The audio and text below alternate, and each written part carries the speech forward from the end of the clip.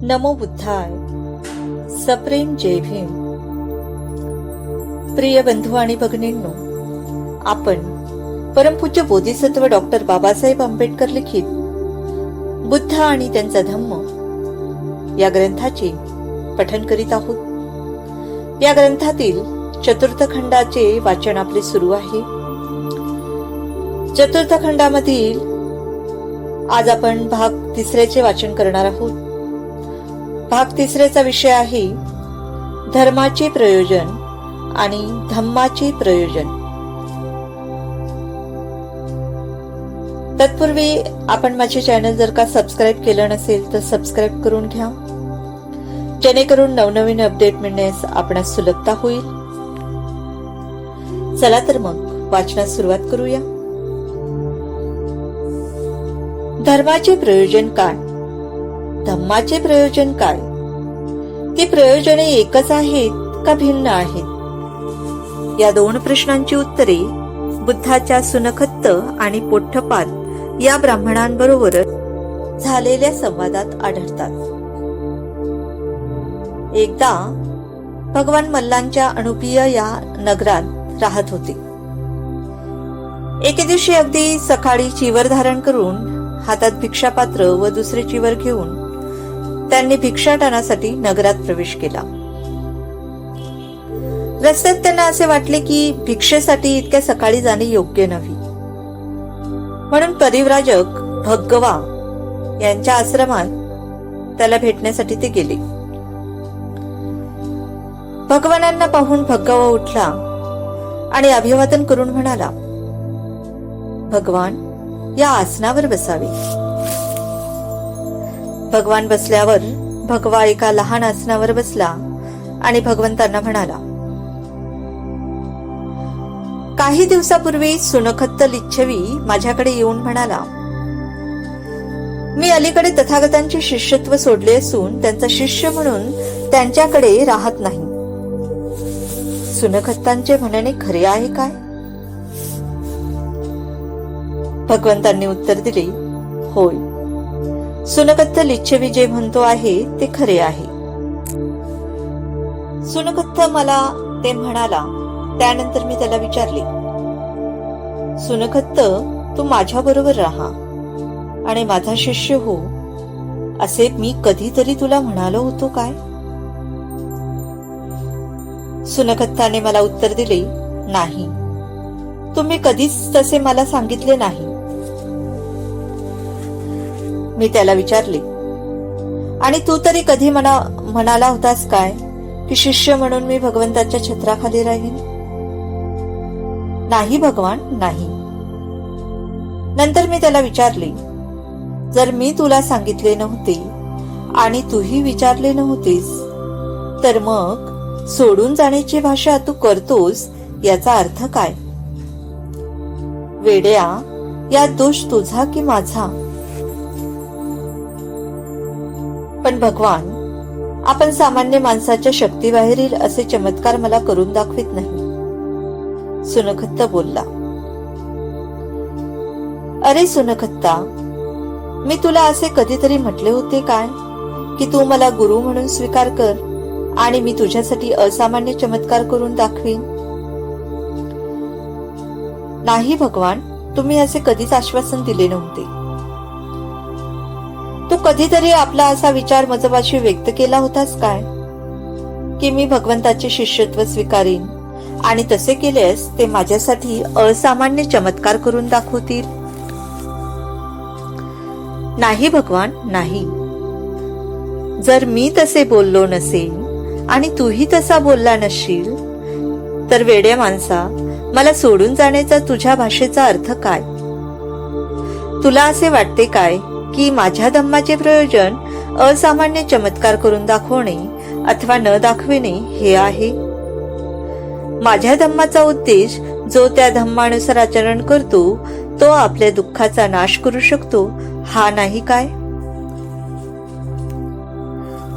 भगवान, असामान्य चमत्कार करून दाखवा अथवा दाखवू नका. तथागतांच्या धम्माचा उद्देश धम्मानुसार जो आचरण करतो त्याच्या दुःखाचा परिहार होऊ शकतो हा आहे. सुनखत्त, जर धम्माच्या उद्देशाच्या दृष्टीने पाहता असामान्य चमत्कार केले न केले तरी त्याचे महत्व नाही, तर मग तुला चमत्कार प्रदर्शनाचे एवढे महत्व का वाटते? या सर्व प्रकारात दोष तुझ्याकडे येतो. भगवान, परंतु आपण मला वस्तू जातीचा आरंभ कसा झाला याचा साक्षात्कार घडवित नाही. सुनखत्ता, मी तुला कधीतरी असे म्हटले होते काय की तू माझा शिष्य हो आणि मी तुला वस्तू जातीच्या आरंभाचा साक्षात्कार घडवीन? नाही भगवान, नाही. किंवा तू तरी मला असे कधी म्हणाला होतास काय की तुम्ही मला वस्तू जातीच्या आरंभाचा साक्षात्कार घडावा म्हणजे मी तुमचा शिष्य बनेन? नाही भगवान, नाही. जर मीही तुला असे आश्वासन दिले नव्हते आणि तूही तशी मागणी केली नव्हतीस, मग मला सोडून जाण्याची भाषा करतोस याचा अर्थ काय? माणसाचे पाप नाहीसे करण्यासाठी वस्तू जातीच्या आरंभाचा साक्षात्कार घडवणे अथवा न घडवणे हे माझ्या धम्माचे प्रयोजन आहे असे तुला वाटते काय? माझ्या धम्माचा उद्देश जो त्या धम्मानुसार आचरण करतो तो आपल्या दुःखाचा परिहार करू शकतो हे नव्हे काय?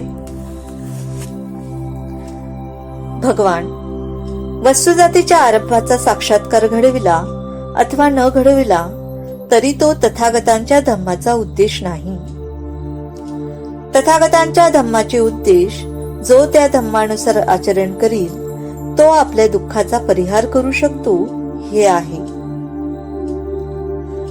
सुनखत्त, जर धर्माच्या उद्देशाच्या दृष्टीने वस्तुजातीच्या आरंभाचा साक्षात्कार घडविला वा न घडविला हे जर महत्वाचे नाही, तर मग तुला तरी त्या साक्षात्काराची आवश्यकता आहे काय?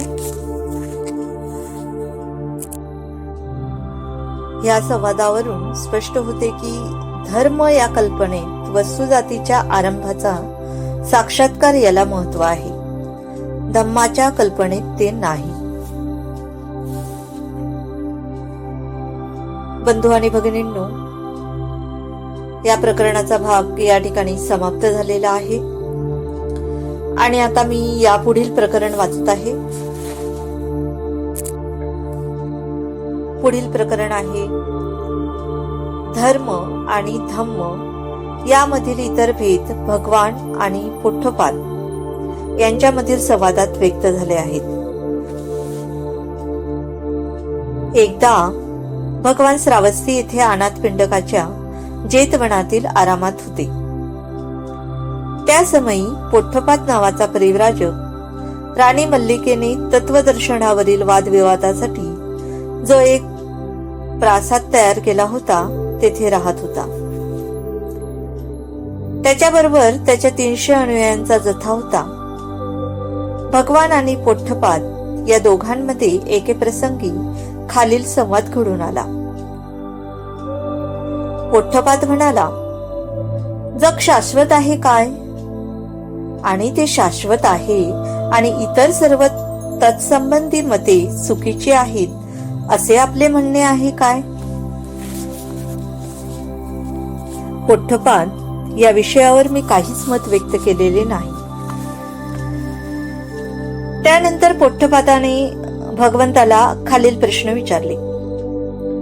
जग शाश्वत नाही काय? जग शांत आहे काय? जग अनंत आहे काय? आत्मा आणि शरीर या दोन भिन्न वस्तू आहेत काय? ज्याला सत्य सापडले आहे त्याला मरणोत्तर अस्तित्व आहे काय? त्याला मरणोत्तर अस्तित्व नाही काय? त्याला मरणोत्तर अस्तित्व आहे आणि नाही असे आहे काय? त्याला मरणोत्तर अस्तित्व नाही अथवा त्याला मरणोत्तर अस्तित्व नाही असे नाही असे आहे काय? या प्रत्येक प्रश्नाला भगवंतांनी एकाच प्रकारचे उत्तर दिले. पोठ्ठपाद, या विषयावर मी आपले मत व्यक्त केलेले नाही. या विषयावर भगवंतांनी का मत व्यक्त केलेले नाही? कारण या प्रश्नांच्या उत्तरापासून काहीच लाभ नाही. त्याचा धम्माशी संबंध नाही. ते सदाचरणाच्या कोणत्याही घटकाला उपकारक नाही. त्यापासून अनासक्ती, रागद्वेषापासून मुक्ती, शांती, शासन, क्षमन, सत्यज्ञान, अष्टांग मार्गाच्या उच्चतर अवस्थांचे ज्ञान आणि निर्वाण साधत नाही. म्हणूनच मी यावर आपले मत व्यक्त केलेले नाही. कारण या प्रश्नांच्या उत्तरापासून काहीच लाभ नाही. त्याचा धम्माशी संबंध नाही. ते सदाचरणाच्या कोणत्याही घटकाला उपकारक नाही.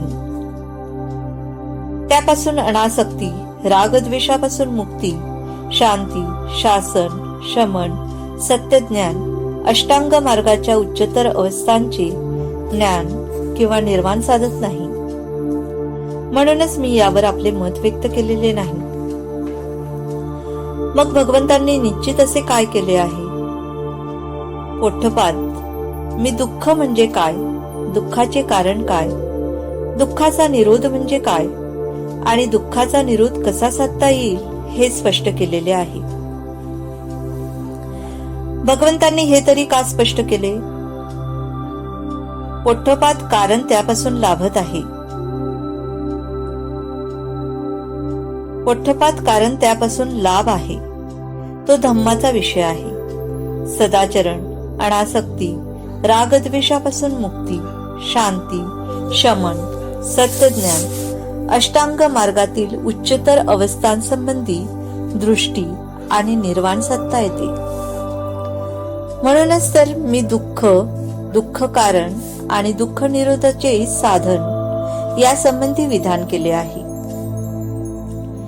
या संवादात धर्माचा विषय आणि धम्माचा विषय या दोहोंचे स्वरूप स्पष्ट झालेले आहे. तो दोन विषय एकमेकांपासून अगदी भिन्न आहेत. धर्माचे प्रयोजन जगत प्रारंभाचे स्पष्टीकरण आणि धम्माचे प्रयोजन जगाची पुनर्रचना ही आहेत.